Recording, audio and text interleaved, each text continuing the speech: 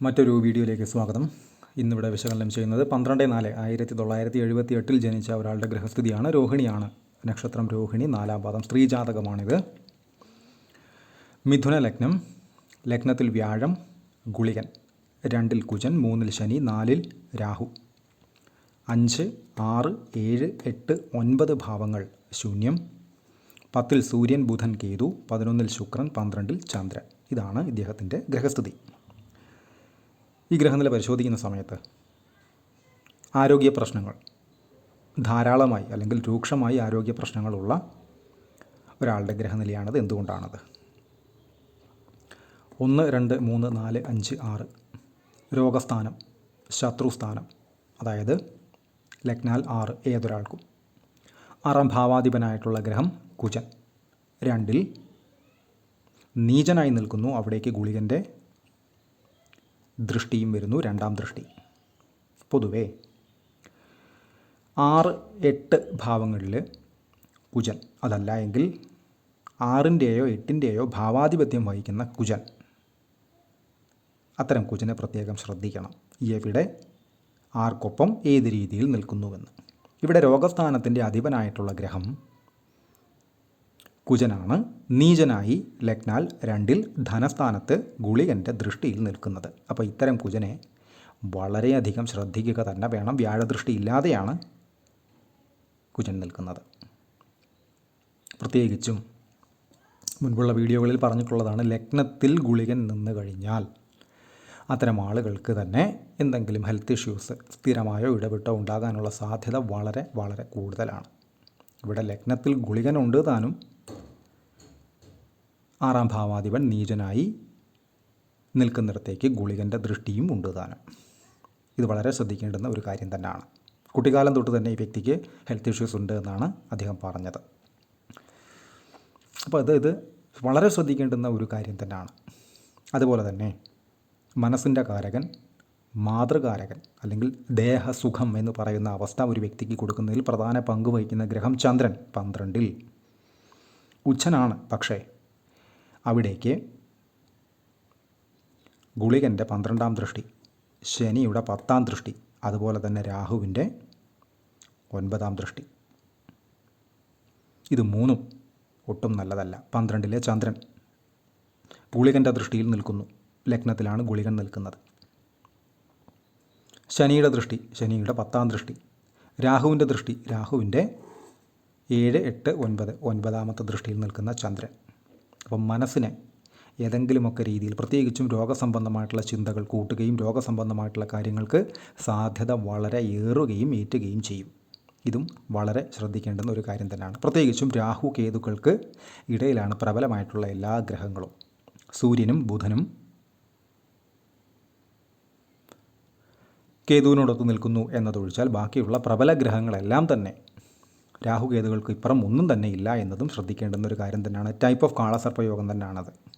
അതും അത്ര നല്ലതല്ല. അതുപോലെ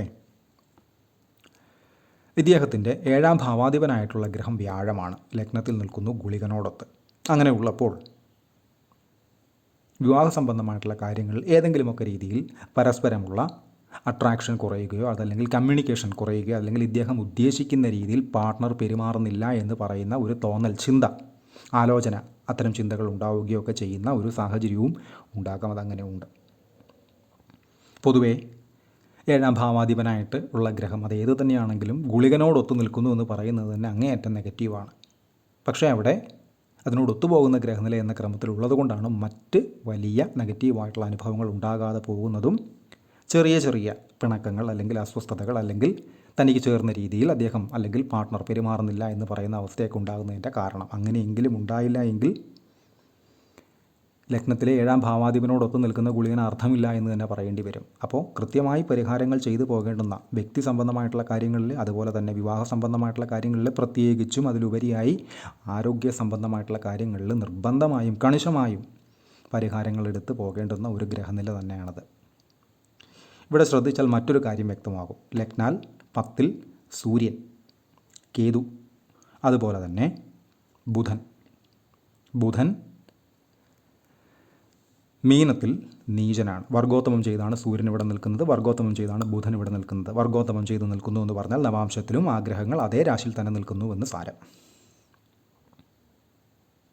10ാം ഭാവാധിപൻ ലഗ്നത്തിൽ ഗുളികനോടൊത്ത് നിൽക്കുന്നു. ഇദ്ദേഹത്തിന് ജോലി സംബന്ധമായിട്ട് ധാരാളം അവസരങ്ങൾ വരുന്നു. എന്നാൽ ആ അവസരങ്ങളൊന്നും തന്നെ ആരോഗ്യ പ്രശ്നങ്ങൾ കൊണ്ട് മുന്നോട്ട് കൊണ്ടുപോകാൻ കഴിയുന്നില്ല.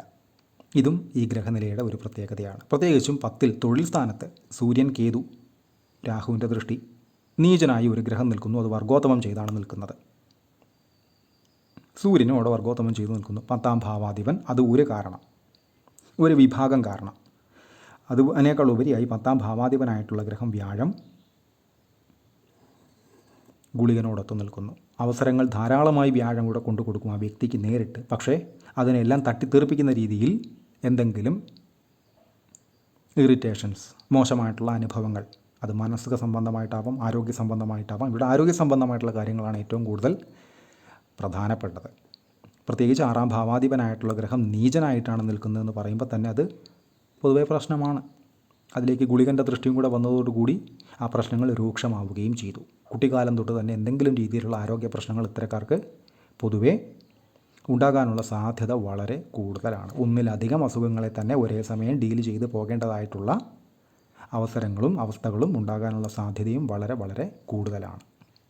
അപ്പോൾ കൃത്യമായിട്ട് പരിഹാരങ്ങൾ ചെയ്ത് തന്നെ മുന്നോട്ട് പോകേണ്ടുന്ന ഒരു കാറ്റഗറിയിലുള്ള ഗ്രഹനില തന്നെയാണിത് എന്ന് നിസ്സംശയം പറയേണ്ടി വരും. ഇദ്ദേഹത്തിൻ്റെ ദശകളെടുത്താൽ രോഹിണിയാണ് നക്ഷത്രം. ചന്ദ്രൻ 79 വരെ ചന്ദ്രദശ, അതിനുശേഷം കുജദശ 7 കൊല്ലം 86 വരെ, അതിനുശേഷം രാഹു 2004 വരെ 18 കൊല്ലം, അതിനുശേഷം വ്യാഴം 2020 വരെ 16 കൊല്ലം, അതിനുശേഷം ശനി 2039 വരെ, അതിനുശേഷം ബുധൻ 2056 വരെ, ശേഷം കേതു, ശുക്രൻ എന്നീ ക്രമത്തിലാണ് ഇദ്ദേഹത്തിൻ്റെ ദശകൾ കടന്നു പോകുന്നത്. അതിൽ തന്നെ ഇപ്പോൾ ശനിയിൽ ബുധൻ്റെ അപഹാരമാണ്. എങ്ങനെയുള്ള ശനി? ലഗ്നാൽ 3ൽ നിൽക്കുന്ന ശനി. 3ലെ ശനി മുടിവെച്ച് വാഴുമെന്ന് പറയാറുണ്ട്. പക്ഷേ ഇവിടെ അത് ശത്രുക്ഷേത്രത്തിലാണ് നിൽക്കുന്നത്, രാഹുവിൻ്റെ ദൃഷ്ടിയിലുമാണ്. ശ്രദ്ധിക്കണം. എന്തെങ്കിലുമൊക്കെ രീതിയിലുള്ള അസ്വസ്ഥതകൾ, ഇറിറ്റേഷൻസ്, ഉദ്ദേശിക്കുന്ന രീതിയിൽ കാര്യങ്ങൾ മുന്നോട്ട് പോകാത്ത അവസ്ഥ, വാദപ്രതിവാദങ്ങൾ പോലെയുള്ള കാര്യങ്ങൾക്ക് അവസരം ഉണ്ടാകുക അല്ലെങ്കിൽ ഉണ്ടാക്കുക, ഇത്തരം സാഹചര്യങ്ങളെയൊക്കെ ബുദ്ധിപരമായും ആലോചിച്ചും ജാഗ്രതയോടെയും ചിന്തിച്ചും വേണം ഇത്തരം സമയങ്ങളിൽ മുന്നോട്ട് പോകാനായിട്ട്. ശനിദശ നടക്കുന്നു. അതിൽ തന്നെ ബുധൻ്റെ അപഹാരം. എങ്ങനെയുള്ള ബുധൻ?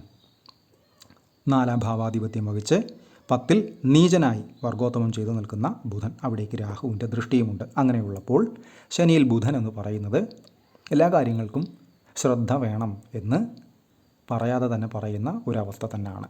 കൃത്യമായി പരിഹാരങ്ങളെടുത്ത് പോയി കഴിഞ്ഞാൽ ഈ ആദ്യമുണ്ടാകുന്ന ബുധൻ്റെ അപഹാരവുമായി ബന്ധപ്പെട്ട് ഉണ്ടാകുന്ന നെഗറ്റീവ്സിനെ ഒരു പോയിന്റിൽ അത് ബ്രേക്ക് ചെയ്യുകയും പിന്നീട് അതിനെ ഒരു പരിധിവരെ പോസിറ്റീവാക്കി മാറ്റാൻ കഴിയുകയും ചെയ്യും. 10/9/2023 തൊട്ട് 20/5/2026 വരെയാണ് ശനിയിൽ ബുധൻ്റെ അപഹാര സമയമെന്ന് പറയുന്നത്. ഇവിടെ ഈ ലഗ്നത്തിലെ ഗുളികനുമായി ബന്ധപ്പെട്ടിട്ടുള്ള കാര്യങ്ങൾക്ക് കൃത്യമായി പരിഹാരം വേണം. ആരോഗ്യ സംബന്ധമായിട്ടുള്ള കാര്യങ്ങൾക്ക് കൃത്യമായി പരിഹാരം വേണം.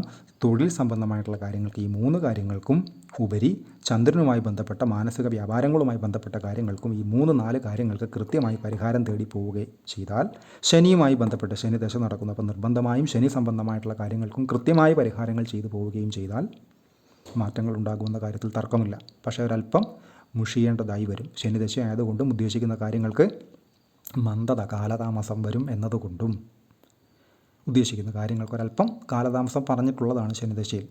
അത് ശനിയുടെ ഒരു പ്രത്യേകതയുമാണ്. അപ്പോൾ ഇത്തരം പരിഹാരങ്ങൾ കൃത്യമായി ചെയ്തു പോവുക വഴി പോസിറ്റീവായിട്ടുള്ള അനുഭവങ്ങൾ ഉണ്ടാകുമെന്ന കാര്യത്തിൽ തർക്കമില്ല. കൺസൾട്ടേഷൻ ആവശ്യമുള്ള ആളുകൾക്ക് ഈ നമ്പറിൽ കോൺടാക്റ്റ് ചെയ്യാവുന്നതാണ്. കോൺടാക്ട് ഡീറ്റെയിൽസ് ഡിസ്ക്രിപ്ഷനിൽ കൊടുത്തിട്ടുണ്ട്. ഇത്തരം വീഡിയോസ് ഇനിയും തുടരും. നന്ദി.